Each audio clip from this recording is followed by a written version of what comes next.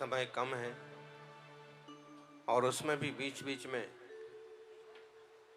कम जरूरी चीजें आ जाती हैं। नारियल प्रवचन के बाद में भी चढ़ सकते थे, क्योंकि जब श्रीफल चढ़ते हैं तो सब उठ के आते हैं अधिकतम, और फिर उनको बिठाने में 10-5 मिनट यूं खराब हो जाता। तो वो आखिरी में ही हो ताकि वो ऊपर के ऊपर उठ के ऊपर ही जाना चाहें तो चले जाएं, अपन को बिठाने में टाइम न लगे। फिर तो टाइम कैसे कम से कम बर्बाद हो, इसका मैनेजमेंट बहुत जरूरी है। संघ की तो कोशिश है कि आपको ज्यादा से ज्यादा मिल जाए। अब इन 5-7 दिनों में भी सुंदर से शिविर का आयोजन भी हो रहा है, अज्जप जोगम का भी। अच्छा, आज कौन कौन था? अज्जप जोगम में ये बहुत सुंदर योग आसन ध्यान प्राणायाम का अवसर है और लगभग सभी लोग थे। सरकारी कार्यक्रम तो जब होगा, जैसे होगा, जहां होगा तब मालूम पड़ेगा, लेकिन अपना तो रोज आनंद से सैकड़ों की उपस्थिति में कार्यक्रम चल ही रहा है। फिर शिविर की भी बात है, शिविर शिक्षा की बात है, तो दोपहर को ब्राह्मी लिपि का शिक्षण, 1-2 भाग, 6 ढाला, तत्वार्थ सूत्र, 6वां-7वां अध्याय जो बहुत जरूरी है, और 3रा अध्याय, इनकी क्लासेस लगेंगी महाराज माताजियों के पास, तो उपस्थित होना चाहिए। मुनिराज का केस लॉन्च हो रहा है इधर, और सुल्लभ जी का भी हो रहा है, और जो छोटे महाराज संप्रभ सागर जी अपना भी कर लिए, अब दूसरे का भी।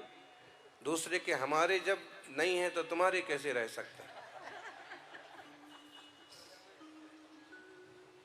तो अब केस लॉन्च तो एकांत में भी हो सकता है, लेकिन सबके बीच में इसलिए कभी कभी करवा देते हैं कि लोगों को ये श्रद्धा, ये विश्वास रहे कि हाँ, आज भी दिगंबर जैन मुनि केस लॉन्च करते हैं। एक कठिन तपस्या आज भी जारी है। एक कितनी निष्प्रह वृत्ति होती है कि किसी से कुछ मांगना नहीं है, लेना नहीं है, इतना भी नहीं लेना है कि बाल कटवाने के लिए किसी से 5-25 रुपए ले ले। बाल भी अपने हाथ से निकालते हैं।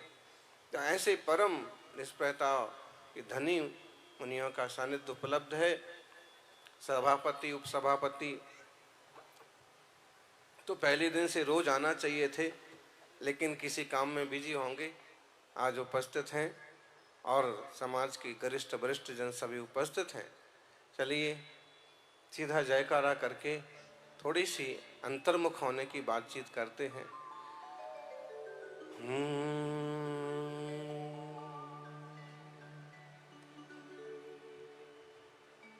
इंद्र सदवंदियाणम तिहुअणहित मधुर विशदवक्काणम अंतातीत गुणाणम नमो जिनाणम जिद भवाणम आदि सायर सूरिम महावीर कीर्तिमुनि पवरम सम्मदि सायर विमलम मुत्तिपहम नायकम वंदे। जयकारा। आदिनाथ भगवान की जोर से। मुनि सुब्रत भगवान की। आज जिनका मोक्ष कल्याणक है, पहले तो जिनका गर्भ कल्याणक है, बस पूज्य भगवान की। आज जिनका मोक्ष कल्याणक है, 13वें तीर्थंकर विमलनाथ भगवान की, वर्धमान महावीर भगवान की, आचार्य श्री आदि सागर महावीर कीर्ति विमल सागर जी महाराज की पूरी ताकत के साथ, तपस्वी सम्राट गुरुवराचार्य श्री सन्मति सागर जी महाराज की, भूली परम पूज्य चतुर्पट्टाधीश स्वासने शिरोमणि राष्ट्र गुरुआचार्य भगवान श्री सुनील सागर जी गुरुदेव की जयकारा गुरुदेव का।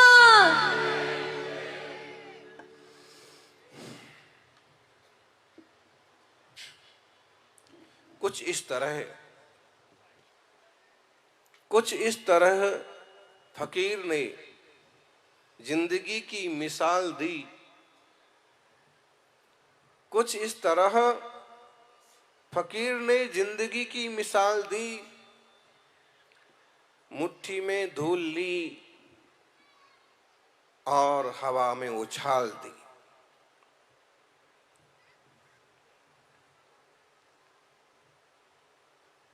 फकीर ने एक शिक्षा दी, गुरु ने एक शिक्षा दी, फकीर ने कुछ इस तरह जिंदगी की मिसाल दी कि जिंदगी क्या है। मुट्ठी में धूल ली और आसमां में उछाल दी। कितना भी इकट्ठा करो अंततः सब बिखर जाने वाला है। इसलिए वस्तुओं का मोह रखना,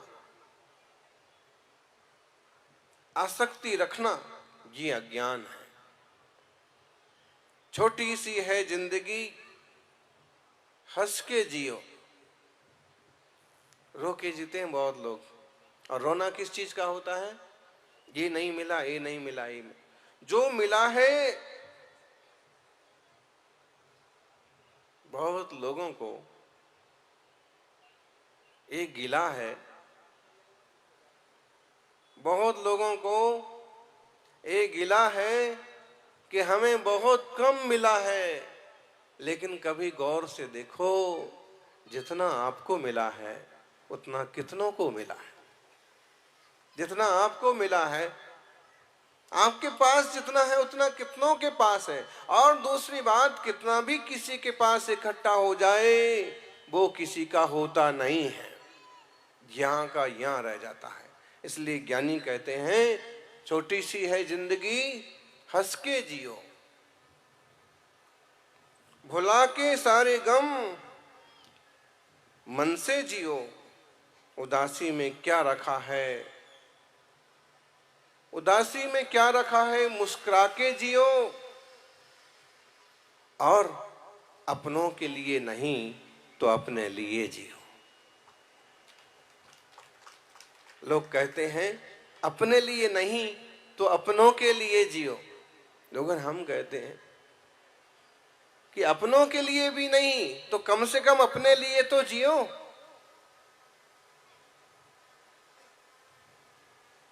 जिंदगी आपकी है, रोने में गुजारना है, सोने में गुजारना है, कि तत्वबोध पाने में गुजारना है। गुजरना सबको है, बदलना सबको है, जाना सबको है। कैसे जाना और कहां जाना, इसका फैसला आप कर सकते हैं।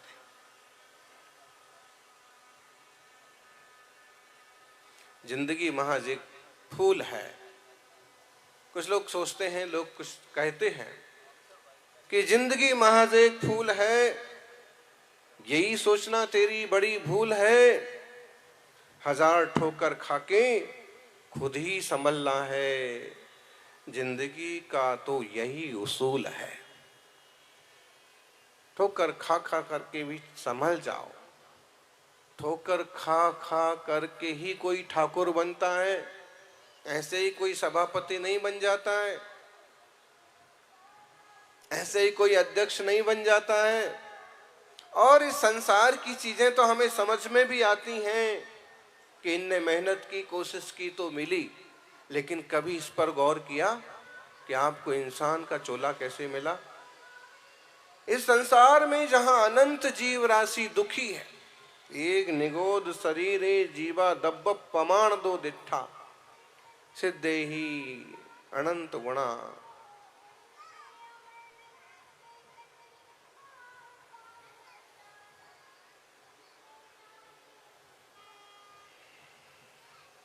बहुत सारी जीव राशि है। ये घास के पत्ते में भी अनंत जीव राशि है। एक जमी कंद के टुकड़े में भी अनंत जीव राशि है। कभी देखा बिलबिलाती हुई नाली के कीड़ों को? क्या उनमें चेतना नहीं है?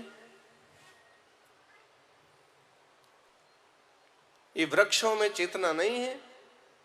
चेतना है, जीव है, तभी वो बढ़ते हैं। सिद्धे ही अनंत गुणा सब्बेण वितीत कालेण। इतनी बड़ी जीव राशि में और पशु पक्षियों से भी आगे बढ़कर के आप इंसान की पर्याय में पहुंच गए, इससे बड़ा सौभाग्य क्या होगा। अब इंसान का चोला पा करके आप क्या करते हैं, ये आप पर निर्भर है। क्रोध, मान, माया, लोभ आदि कसायों के वशीभूत होकर के अपना नुकसान करते हैं कि धर्म ध्यान के रास्ते चल करके कल्याण करते हैं, ये आप पर निर्भर है।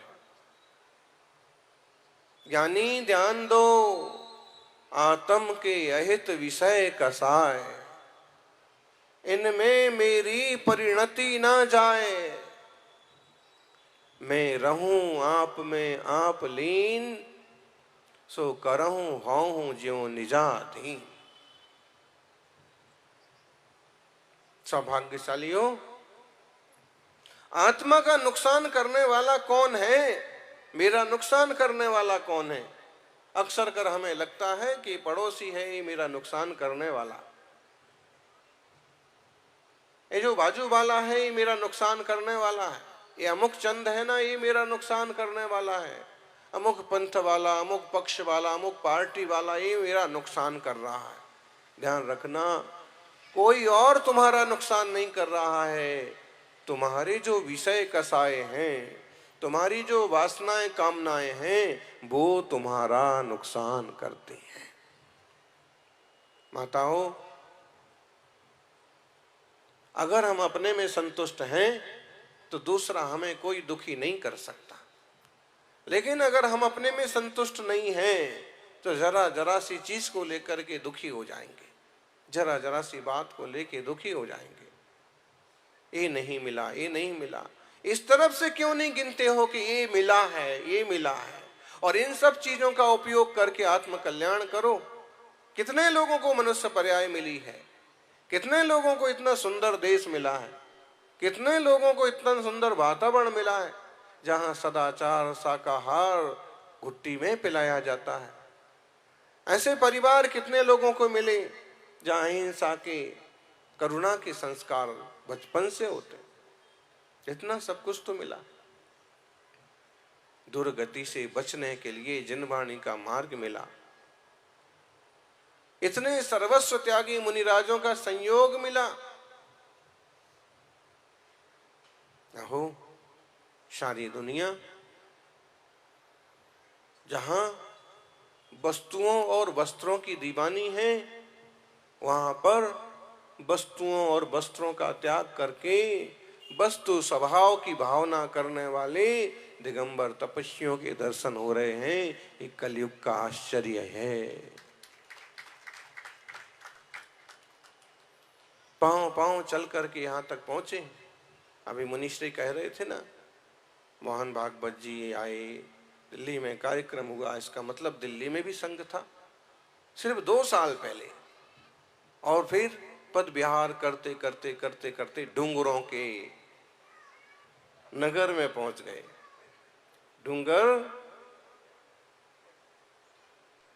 डूंगरपुर, कुछ भी कहो आप, क्लीन सिटी, ग्रीन सिटी, स्वच्छता के मायने में बहुत आगे बढ़े, लेकिन मच्छरों ने पीछा नहीं छोड़ा। अब खुले बदन, नंगे बदन, रात में जब थोड़ा सा विश्राम को जाते हैं तो दिन में तो बड़े मच्छर पीछा नहीं छोड़ते हैं, और रात को। और एक बात कहें कि वो मच्छर भला है जो पहले आके कान पर गाना गाता है। पहले वो कहता है कि आई एम कमिंग, पहले सूचना देता है, कान पर आकर के गाना गाता है, बाद में वो काटता है। लेकिन उससे ज्यादा खतरनाक वाला मच्छर ये है कि कान पर तो कुछ नहीं बोलता है, सीधा। हाँ, कोई कोई लोग ऐसे मिल जाएंगे आपको कि आपको समझ में भी नहीं आएगा कि भैया कितना नुकसान कर सकते हैं, लेकिन वो आपका नुकसान कर देंगे। फिर भी ज्ञानी कहते हैं कि उस पर आरोप मत करो, आपका ही कोई कर्मों का योग संयोग है कि ऐसा निमित्त मिला। आत्म के अहित विषय कसाए, इनमें मेरी परिणति ना जाए। और जिनकी इसमें परिणति नहीं जाती वो मुनिराज। देव शास्त्र गुरु, देव पूजा गुरु पास्ती। गुरुओं की उपासना करो। कैसे गुरुओं की उपासना करो अमृतलाल जी, बताओ? सुदर्शन चक्र बोले तो ऐसे गुरु जो विषय वासना से दूर हैं, जिनको कसाएं कभी छू नहीं पाती हैं, क्रोध मान माया लोभ से जो भिन्न आत्म स्वरूप का अनुभव करते हैं, ऐसे गुरु। देखो, जिनके 28 मूल गुण हो, जिनकी परम विशुद्ध आत्माराधना की भावना हो, 24 घंटे में एक बार अंजुलि में आहार करते हों, पिची कमंडल हाथ में हो, परम शांत मुद्रा हो, ऐसे गुरु रास्ते चलते कहीं भी मिल जाएं, बिना मीन मेघ के दंडवत नमोस्तु कर लेना। हिसाब नहीं लगाना। बहुत बार हिसाब लगाने वाले घाटे में पड़ जाते हैं। वो कहानी मालूम है? मथुरा में राजा शत्रुघ्न का राज था। मधु राजा का राज था, फिर राम के भाई शत्रुघ्न का राज था, बाद में कृष्ण जी का भी राज हुआ। उस मथुरा की एक कहानी शास्त्रों में आती है कि मथुरा में एक वक्त ऐसा आया कि दुर्भिक्ष छा गया। जैसे अपने यहां कोरोना बीमारी आई थी, वापिस फिर भी थोड़े से केस तो आने लगे, इसलिए सबको अलग अलग कुर्सी रखी गई है। थोड़ा अलग अलग बैठो, दूर दूर बैठो।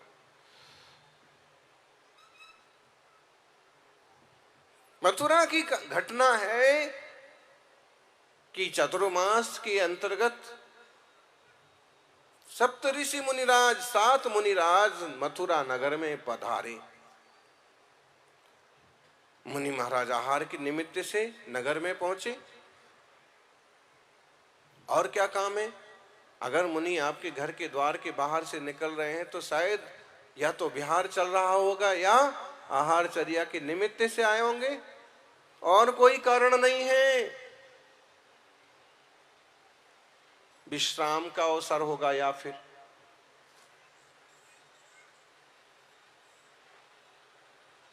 तो जैसे नगर सेठ जी ने देखा तो उनने विचार किया कि कैसे साधु हैं ये लोग।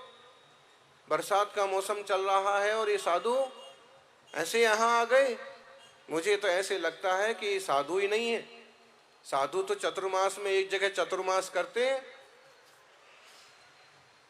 लेकिन सेठानियों ने विचार किया कि अहो मुनिराज पधारे हैं, आहार कराएंगे। पड़गान किया और 7 जो रिद्धिधारी मुनिराज थे उनका आहार निर्विघ्न संपन्न हो गया। नगर में जो बीमारी थी, जो क्लेश था, जो मारी थी, वो खत्म हो गई और सब तरफ खुशियां छा गईं। वो मुनि महाराज हिनालय गए। वहां पर एक और संघ विराजमान था, जिति भट्टारक मुनि महाराज का। उन्होंने देखा कि सप्त ऋषि मुनिराज आए हैं तो उन्होंने भी नमस्कार किया। हम तो ऐसे मुनि हैं कि हमें चतुर्मास करना पड़ता है।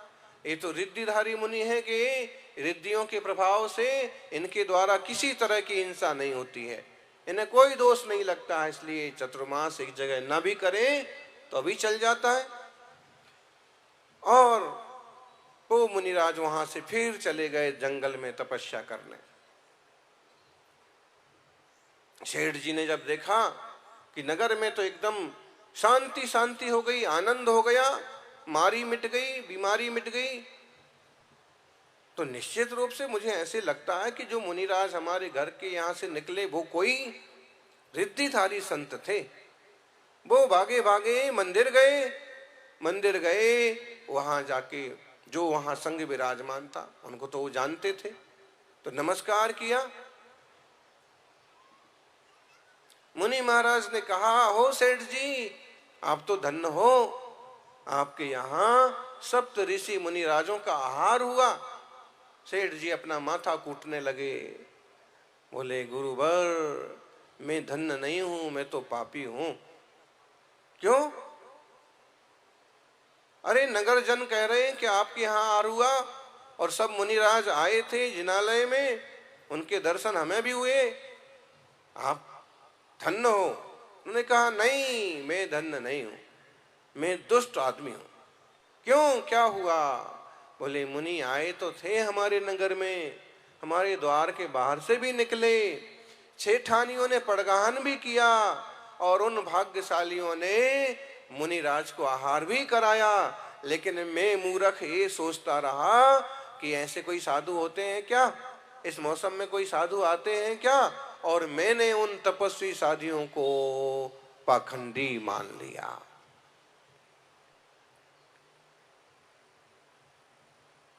आपको ऐसे बहुत लोग मिलेंगे, हर गांव में मिलेंगे अभी तो, और खासकर पंथवाद और पक्ष का पात के जहर को जिन्होंने पी लिया है, वो बहुत मुश्किल है। सबसे बुरा जहर है ये, जो आपके धर्म ध्यान को तहस नहस कर देता है। आग्रह का आचार्य देव पूज्यपाद स्वामी ने इष्टोपदेश में आखिरी लाइन कही, मुक्ताग्रहो करें। आग्रह का कीड़ा जब लग जाता है तो अच्छा अच्छा अवसर भी हाथ से निकल जाता है। सेठ जी ने क्षमा मांगी। मुनि महाराज ने कहा कि सच में आपने बहुत बड़ी गलती कर दी, ऐसी गलती अपने से ना हो। ये हमें मनुष्य जीवन मिला है, और खासकर तपस्वी, अरे संत दुनिया में बहुत हैं, लेकिन जिनका रूप देख करके ही तपस्या की याद आ जाती है, ऐसे संतों के दर्शन मिल रहे। ऐसे भी स्थान हैं जहां पर आपको नहीं मिलेंगे ऐसे संत, ऐसे साधु। उसका पूरा पूरा लाभ लो। गुरु उपासती, गुरु की उपासना करो। गुरु की उपासना कैसे होती है? उनकी क्षमता बनी रहे ऐसा माहौल बनाओ। देखो, संसार के कीचड़ में जिसमें आप आज भी फंसे हुए हैं, उसमें से थोड़े से जीव निकल गए। कितने जीव निकले जी? छापिया जी, थोड़े से जीव निकले। आप देख लो, नीचे 1000 से ज्यादा लोग बैठे हैं, और ऊपर कितने हैं? ये भी बड़ा संघ है, पूरा बड़ा संघ कहलाता है। बड़े संघ में भी 20, 25, 30 साधक बैठे हैं। मतलब है कि बहुत ज्यादा लोग तपस्या के मार्ग पर नहीं जा पाते हैं। तो संसार के कीचड़ में जहां आप आज भी उलझे हैं, उसमें से कोई जीव निकल गए तो उनकी अनुमोदना करो, हमेशा अनुमोदना करो, और कोशिश करो कि उनको विषमता हमारे कारण से पैदा ना हो जाए। क्या कहा ज्ञानी? हमारे कारण से विषमता पैदा नहीं होना चाहिए। भगवान, आप तो विराजमान रहो, हम आपकी सेवा करेंगे। हमारे से आप कोई विकल्प नहीं रखना। कोई बात हो तो आप हमें बताओ, आप तो आनंद से, समता से साधना करो। और देखो, जिनवाणी की पुत्री के समान अरिका माताओं के संग के दर्शन होते हैं। बोलो, मातृशक्ति। अरे भाई, राष्ट्रपति क्यों ना हो, लेकिन अगर आरिका संघ को देखो तो राष्ट्रपति से भी ज्यादा ताकत का काम साध्वी जीवन लेकर के आरिका माता जीवन ने किया। सब सुख सुविधा छोड़ के और तप का रास्ता अपनाना। इसलिए चतुर्विध संघ, जिसमें मुनि, आरिका, श्रावक, श्राविका, हम अक्सर कर एक उदाहरण देते हैं। घर में 4 भाई हों, चारों को मां पीने की चीज देती है। एक को दूध पसंद है, वो कहता है मुझे तो शुद्ध दूध चाहिए, इसमें शक्कर भी नहीं। दूसरे को चाय पसंद है, तीसरे को कॉफी पसंद है, और चौथा कहता है कि जब तक दर्शन ना होगा जिनेंद्र का तब तक मुझे कुछ भी पसंद नहीं है। उसके बाद अब एक घर में 4 भाइयों के खान पान में, आचार विचार में अंतर हो सकता है, तो इतनी बड़ी समाज में अगर कहीं कोई अंतर दिखने मिल जाए तो उसको भेदभाव का कारण नहीं बनाना चाहिए। हाथ की 5 उंगलियां बराबर नहीं है तो इतना बड़ा देश, इतना बड़ा गांव में हर एक व्यक्ति एक जैसा कैसे हो सकता? लेकिन ये भी पक्का समझो कि 5 उंगलियां बराबर नहीं होने के बाद भी जब तक वो मिल करके हैं तब तक पंजा कहलाता है, तब तक हाथ कहलाता है। अगर 1-2 उंगलियां इधर उधर हो गई तो क्या करेंगे आप? हैं? एकलव्य के साथ यही तो दुर्घटना हुई थी। बोलो सभापति जी, एकलव्य के साथ यही तो घटना घटी थी। द्रोणाचार्य ने कहा कि बेटा तेरा अंगूठा गुरु दक्षिणा में दे दे। उंगलियां तो पूरी हैं 4, सिर्फ 1 कम हो गया। अब बोलिए, वो तो धनुर्धार था, भाग्यशाली था कि तब भी उसको धनुष बाण पकड़ना और चलाना आ गया। कदाचित हमारा अंगूठा उंगली का कोई हिस्सा भी निकल जाए तो काम करते बनता है। समाज भी ऐसे ही है, हर तरह के लोग होते हैं, हर तरह की मान्यता होती है, सोच होती है, और फिर भी मिल के रहें, बंध के चलें तो समाज, गांव, देश शोभायमान होते हैं। एक बगीचे में नाना तरह के फूल होते हैं, भाई फूल होते कि नहीं होते? चढ़ाओ मत चढ़ाओ हम ये नहीं कह रहे, लेकिन ये कह रहे कि एक बगीचे में फूल होते हैं, कितने तरह के फूल होते हैं, तभी वो महक होती है, तभी बगीचा बगीचा कहलाता है, तभी गार्डन शोभायमान होता है। ऐसे ही समाज होता है, गांव होता है। और अगर इतनी सी बात हमारी समझ में आ जाए तो ढेर सारे विसंवाद खत्म हो जाएं। सौभाग्यशाली हो, मुनिराज परम गुरु हैं, सर्वसंग त्यागी हैं, 28 मूल गुण के धारी हैं। कभी भी मौका मिलता है उपासना करो। और उपासना, कई बार मातृशक्ति की शिकायत होती है कि हम तो वैयावृत्ति कर ही नहीं सकते, लेकिन जितनी अच्छी वैयावृत्ति आप कर सकते हो उतनी अच्छी वैयावृत्ति तो कोई नहीं कर सकता। ध्यान रखना, हाथ पांव दबाने का नाम वैयावृत्ति नहीं है। युवाओं, मुनि संघ का विहार हो और उनका कमंडल पकड़ के साथ साथ चलो तो ये भी वैयावृत्ति है, ये भी अभयदान है। और माताओं, मुनि आहार को निकलें और आप पड़गाहन करो, शुद्ध आहार कराओ। समंत्र भद्र स्वामी ने आहार दान को भी वैयावृत्ति कहा। क्यों? क्योंकि इससे उनके शरीर की स्थिरता बनेगी, तपस्या बनेगी, समाधि बनेगी, समता बनेगी। गुरु उपासना, गुरु उपासना का मतलब अकेला पूजा कर लेना नहीं है।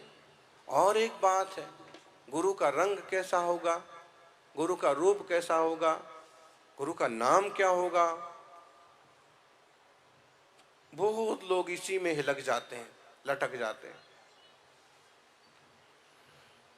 विषया साव साती तो निरारंभो परिग्रहा, ज्ञान ध्यान तपो रक्ता तपस्वी सा प्रशस्यते। आप तो हॉलमार्क देखो। हॉलमार्क मतलब ज्वेलर्स कौन कौन है? सोने चांदी वाले नहीं। आप हाथ उठा सकते, हम कुछ नहीं मंगाएंगे आपसे, उसमें एक पैसा भी नहीं चाहिए।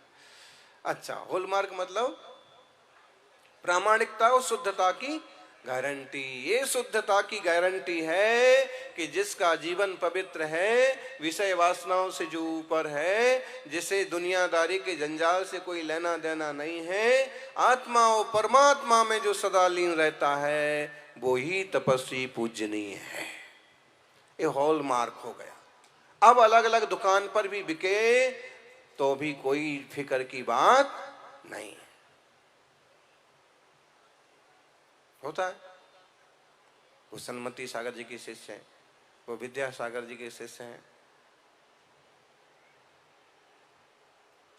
लेकिन हॉलमार्क तो एक ही है, वो है तीर्थंकर वर्धमान महावीर स्वामी की श्रवण परंपरा। दुकान का रंग रोगन अलग अलग हो सकता है, फर्नीचर अलग अलग हो सकता है। हम बताइए, अब कोई गजू भाई दुकान खोलें तो कहो इतनी बड़ी खोल दें, फर्नीचर इतना बढ़िया लगा दें। कोई थोड़ा छोटी दुकान वाला थोड़ा कम फर्नीचर लगाए, लेकिन माल तो हॉलमार्क है, तो माल तो ऐसे ही समझना। देखो, पूजा, भगवान जिनेंद्र की पूजा, परमात्मा की पूजा, स्मृति जरूरी है, गुरुओं की उपासना जरूरी है, क्योंकि जैसी संगति होती है वैसी रंगति होती है। जैसी संगत वैसी रंगत। आप धर्मात्माओं के साथ रहेंगे, मुनिराजों के सानिध्य में रहेंगे तो आपका जीवन भी बदलता है, चेंज होता है, उत्तम बनता है, अच्छा बनता है। ध्यान रखिए, एक सांस सबके हिस्से से हर पल घट जाती है। एक सांस सबके हिस्से से हर पल घट जाती है। कोई जी लेता है जिंदगी, कोई जी लेता है जिंदगी धर्म के साथ, और किसी की जिंदगी कट जाती है, कट रही है, घट रही है, और कि आप जी रहे हैं। समय बर्बाद मत करो, संकलेश में मत जियो। जो आपका कर्तव्य है, जो आपकी भूमिका है, वो करो, निभाओ। जिसको निभना निभाना आ गया, समझ लो उसको ही इस जन्म में जीना आ गया। निभना निभाना भी चाहे परिवार हो, चाहे समाज हो, चाहे संघ हो और चाहे नगर हो। खुद पर करुणा करो। गुस्सा करके, अभिमान करके आप क्या किसी और का नुकसान कर रहे हैं? खुद का खून जलता है, खुद का नुकसान होता है। खुद कर भी तो करुणा करो। किसी की निंदा करके आप किसका नुकसान कर रहे हो? ध्यान रखना, निंदा तो पापी की करना भी पाप है।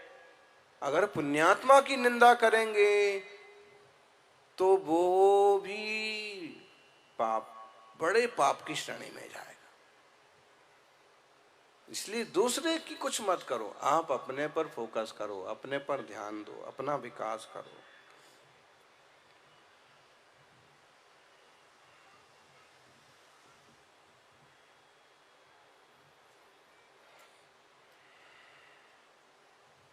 सौभाग्यशाली हो।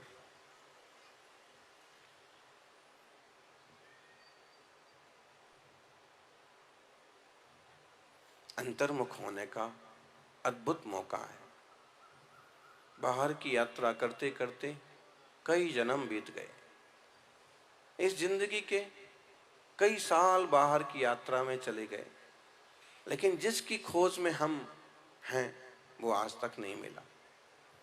वो बाहर नहीं मिलेगा, अपने भीतर मिलेगा। अजब जोगम। जब आप बैठते हैं और जब आखिरी में जो थोड़ा सा ध्यान होता है, कैसा लगता है? बोलो। अपनी तरफ देखो, अपनी तरफ मुड़ो। कोई और थोड़ी हमारा शत्रु है। काम क्रोध तृष्णा कपट राग द्वेष परिणाम, यही तेरे शत्रु हैं, समझो आत्म राम।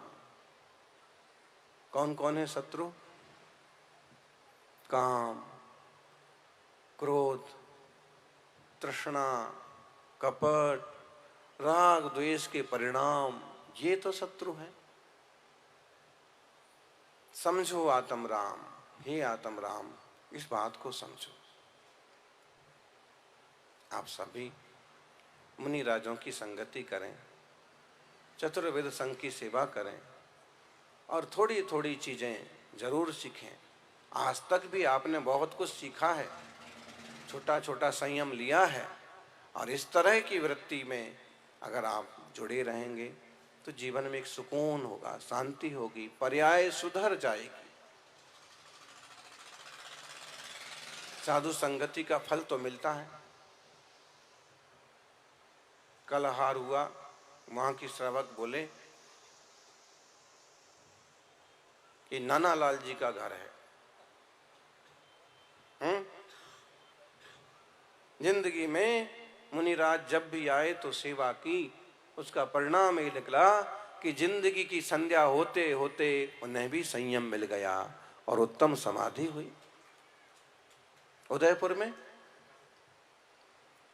संभ्रांत सागर जी। साधु सेवा का फल अच्छा ही होता है।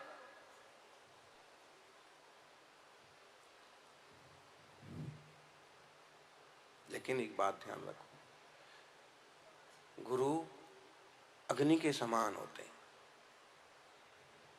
कैसे? अग्नि के जैसे होते हैं। अग्नि का उपयोग करके आप चाहो तो पकवान बना लो, चीजें सेक लो, खुद को एनर्जी ले लो, खुद को गर्म कर लो, लेकिन उसके लिए एक दूरी रखना पड़ेगी। अग्नि में घुस करके ही अगर आप कोशिश करेंगे तो जलना होगा। ऐसे ही गुरुजनों से एक दूरी के साथ सेवा करो, एक मर्यादा के साथ रहो। एकदम निकट चले जाओगे तो उनमें मीन मेख नजर आने लग जाएंगे। उनमें ऐसे लगेगा कि आखिर इनमें क्या है, और कई बार उससे आपका ही नुकसान हो जाएगा। उनकी अच्छाइयां भी कई बार आपको बुराइयां नजर आने लगेंगी।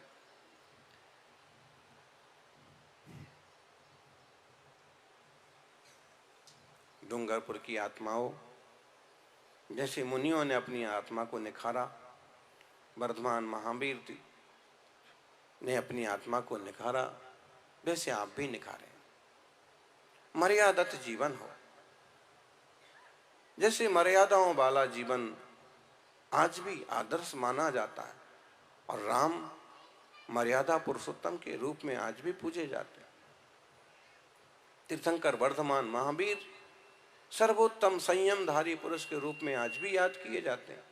आपकी अच्छाइयां हमेशा अच्छाइयां ही रहती हैं, इसलिए कभी भी अपने जीवन से उदारता, धीरता, मिलनसारता जैसे अच्छे गुणों को कम मत होने दो। परिस्थितियां कैसी भी बन जाएं, मनः स्थिति को साध करके चलो, आपका मंगल होगा, आपका कल्याण होगा।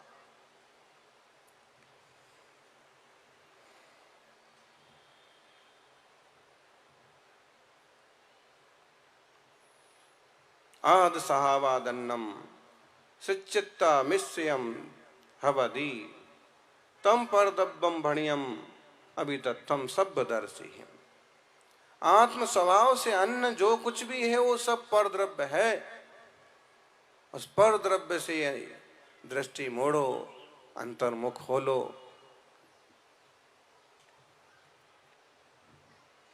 समय पानी की धार की तरह बहता जा रहा है, इसका सदुपयोग करिएगा और अपने जीवन को बहुत शांत, संतुष्ट और आनंदित बनाइएगा।